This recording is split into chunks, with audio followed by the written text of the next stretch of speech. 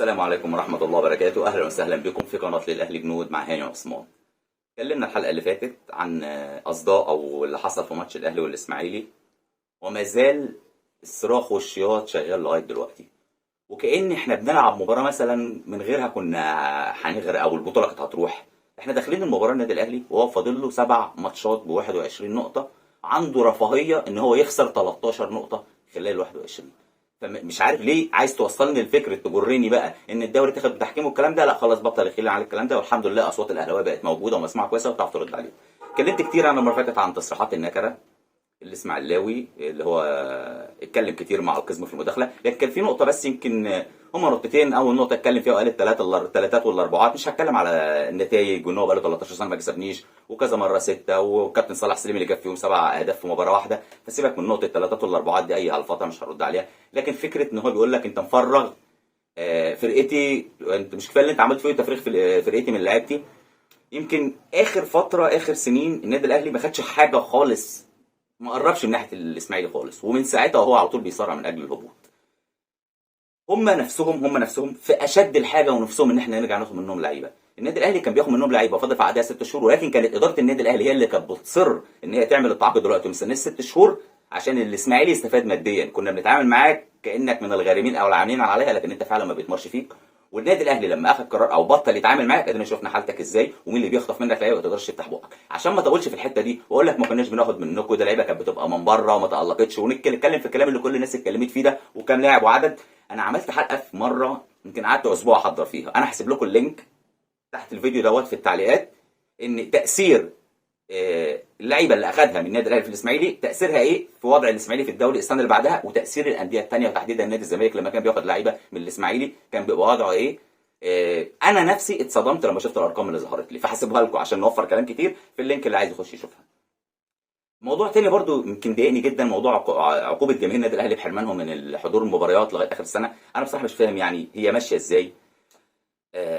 محتاج ايه اكتر من ان جماهير الزمالك والاسماعيلي بهدلوا بعض في مباراه وهم وفروا عليك العناء وبداوا هم من نفسهم يشيروا السباب اللي كانوا بيسبوه لبعض على السوشيال ميديا وعلى اليوتيوب وموجود لغايه دلوقتي ما خدتش اي قرار. جماهير الزمالك لما كسرت وهدت بدل ما تاخد قرار عقوبه طلعت تتبرر وتقول ده حماس، لكن فكره النادي الاهلي لا. واحنا انا مش قابل فكره ان احنا نبقى مستضعفين الصراحه. فانا بطالب اداره النادي الاهلي زي ما وقفت قبل كده ومنعت المهازل اللي كانت بتحصل مع جمهور النادي الاهلي اثناء دخوله والتفتيش واللي كان بيحصل مضايقات، واتعملت لجنه كانت مسؤوله عن تنظيم الموضوع ده. اداره النادي الاهلي اتمنى برضه تتدخل في الموضوع ده، لان احنا مش هينفع نبقى احنا المستضعفين غير نعمل بلاوي بتعدي واحنا على اقل حاجه عشان مداخله واحد نكره فتوقف لي اكتر من 2000 ونص لغايه نهايه الموسم، والناحيه الثانيه عشان انت عارف ان العدد قليل فعايز تعمل فيها راجل عادل بقى وحقاني والعقوبه هنا وهنا. فاتمنى من اداره الاهلي تتدخل في الموضوع ده. دول الموضوعين اللي كنت عايز اتكلم فيهم. اخر موضوع بقى اللي كنت عايز اتكلم فيه موضوع امام عاشور، لان خلاص واضح كده ان في فعلا مفاوضات والنادي الاهلي عايز امام، واللي كلكم طبعا الكلام اللي كلكم عارفينه وبيحصل في الفتره الاخيره. اللي عايز يقول ان النادي الاهلي او رايه النادي الاهلي ما يتعاقدش مع امام عاشور لك الحق تماما، وده راح يعني رايك وانت حر فيه، ولكن وانت بتعرض رايك اوعى تهاجم اللي له راي عكس رايك. يعني تقول انا مش موافق عشان مبادئ عشان تقاليد عشان وفند اسبابك ومفيش مشكله. ما تجيش بقى تقول لي انا مش فاهم الناس اللي ازاي موافقه ديت ازاي التقاليد وازاي كده وتبدا تهاجم. لا، قول رايك، انت حر جدا مالكش دعوه بغيرك زي ما انا هقول رايي دلوقتي. اولا امام عاشور راجل سنه صغير، جه نادي الزمالك وهو لاعب من من حرس الحدود، طبعا ما كانش باين بالشكل الواضح. دخل الزمالك بزغ نجوميته وبقى في المنتخب الوطني في سن صغير جدا، اصبح من نجوم الشباك ولاعب مهم جدا على المستوى الفني. انا مش هتكلم عليه، كلكم عارفين مستوى امام عاشور. وصل لمرحله النجوميه دي في وسط اجواء للاسف تساعده على الانحراف في السلوك، فما كان منه الا انه بقى بدا حاجات كتير كده، فيديوهات غريبه، صبغات شعر، يجيب جون يشاور على وركه، بيتسبب في مشاكل كتير مع فرق تانية. موضوع كابتن وليد سليمان شتمته في اوضه اللبس لرموز النادي الاهلي وهو مع فرقه ناشئين الزمالك في مباراه بين الاهلي والزمالك جوه اوضه اللبس، والكلام ده اتصور. كل ده حصل مش هنكره، لكن واحد زي الكابتن هاني العجيزي طلع قال احنا في النادي الزمالك ما بيعلموناش حاجه غير كره النادي الاهلي. وصلوا لنا ان النادي دوت طبعا ما قدرش عشان الموضوع كان على التلفزيون، كان عايز انت يقول ان هو الكيان الملعون الكيان الصهيوني، فكان بيوصلوا لنا فكره ان النادي الاهلي كده. فانت متوقع هاني العجيزي قبل ما يجي النادي الاهلي كنت لما تقول له الاهلي كان بيعمل ايه؟ مليون في المية كان بيشتم. مليون في المية. لان الاجواء اللي موجوده هناك بتزرع فيه الحته دي. هو كلامهم كده، هو مش فارق معاه نجاحه، هو منهجه مش عايز انجح، عايز الاهلي يقع عشان يدوب الفروق اللي بينك وبينه. وزي الزمالكاوي فرحتك بفوز الاهلي اكتر ولا بهزيمه الاهلي او فوز الزمالك؟ هقول لك بهزيمه الاهلي. وقالها دكتور العدل بتاعهم دوت لما سالوه اسعد لحظه فرحت فيها، قال لهم يوم ما النجم الساحلي كسب النادي الاهلي هنا في نهائي افريقيا 2006. ففكره ان هو ينجح، لا، هو بيغذيك بكره الاهلي، فانت موجود في وسط كده. فاكيد هاني العجيزي قبل ما يجي النادي الاهلي كان عنده نفس الشعور ده، وكان بيغلط وكان بيشتم. هي الفكره كلها ان هاني العجيزي ما تصورش وامام عاشور اتصور. لكن انا ما اقدرش اقول هنا بقى قيم ومبادئ النادي الاهلي. انا مش عايز القيم دي هي حاجه موروثات انا بملكها بتساعدني على ان انا افضل كبير وان انا احقق اهدافي، مش لانها تبقى كرباج اجلد بنفسي. قيم النادي الاهلي مش معناها ان انا القيم دي تبقى حاجه ان انا زي ما بقول اجلد بيها نفسي. لا، قيم النادي الاهلي اطبقها لو حد من ابنائي، حد من الفرق اللي عندي عمل كذا، لا يطبق عليه. لكن لعيب في فرقه ثانيه غلط، طبعا ده يزعلنا ناخد منه موقف، ولكن ده طبيعي في ظل المكان الوسط اللي هو موجود فيه. هل الموضوع فضل على كده؟ لا، اللاعب عشان حواليه بيئه صالحه، وانا عرفت ان في ناس من اقاربه ومن اقرانه ومن اهله كانوا مقاطعينه، وناس زعلت منه ما بقتش تكلمه وكلموه كتير ان هو يبطل الكلام ده. طب سلوك امام عاشور بعد كده كان ايه؟ الراجل اعتذر لوليد سليمان بينه وبينه، اعتذر ليه على الهوا، اعتذر لجماهير النادي الاهلي.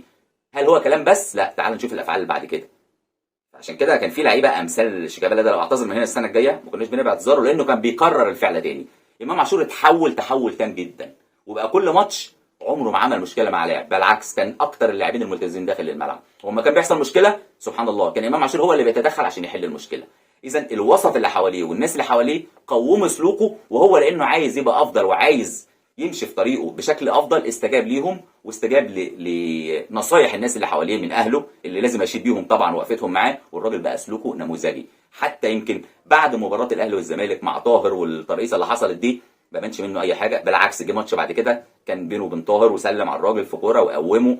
فاذا هو سلوكه بدا يروح للاتجاه السليم. هيجي عندنا النادي الاهلي، هل انا كده يبقى لا اللعيب ده قافل عليه؟ انا وجهه نظري لا، يجي كهربا كان في الزمالك تاخير عن التمرين، كان بيتاخر عن التمرين وكان مشاكل. لما جه النادي الاهلي كان في البدايه حصلت برده بعض المشاكل، لان كهربا كان جاي ولسه برده احنا ملاحظين ان لسه في شويه عنده حته محتاجه تتظبط. لكن كهربا دلوقتي ما شاء الله عليه من اكتر اللعيبه الملتزمه. امام عاشور الحمد لله يمكن زي ما قلنا الناس اللي حواليه واقرانه بداوا وقفوا معاه الوقفه دي وشايفينه بقاله فتره لا مشكله.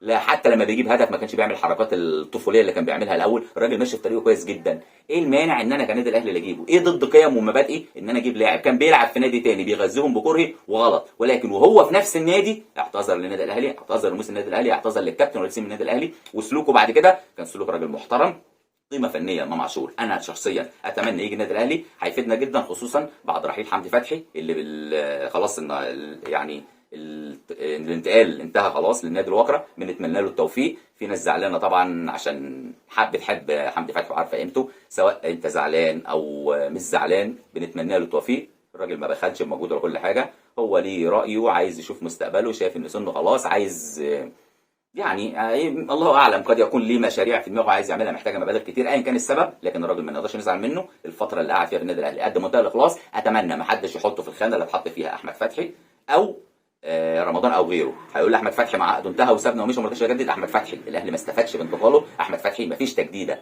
حصلت مع النادي الاهلي الا ما كان بيطلع عنا وينش فرقنا فيها. فكل التوفيق لحمدي فتحي. صفقه امام عاشور انا على المستوى الشخصي اتمنى تتم، لاعب هيفيدنا جدا ولا عزاء للحاقدين. وباذن الله عندنا ماتش بكره مع النادي الاتحاد نفوز، ويبقى فاضل لنا ماتش الزمالك يكون التتويج اذا لم يكن للسيراميكا كليوباترا قدام بيراميدز راي اخر. ودي كانت نهايه حلقه النهارده. شكرا والسلام عليكم ورحمه الله وبركاته.